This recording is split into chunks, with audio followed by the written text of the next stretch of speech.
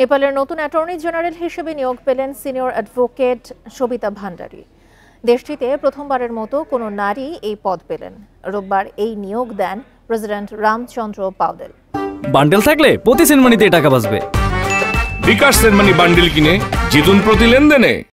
প্রেসিডেন্টের প্রেস উপদেষ্টা কিরণ পোখরেল জানান, অন্তর্বর্তী প্রধানমন্ত্রী সুশীলা কার্কি সবিতার নিয়োগের সুপারিশ করেন আর প্রেসিডেন্ট তা অনুমোদন করেন। এর আগে সকালে অ্যাটর্নি জেনারেল রমেশ বাদালের পদত্যাগপত্র গ্রহণ করেন প্রেসিডেন্ট পাউডেল।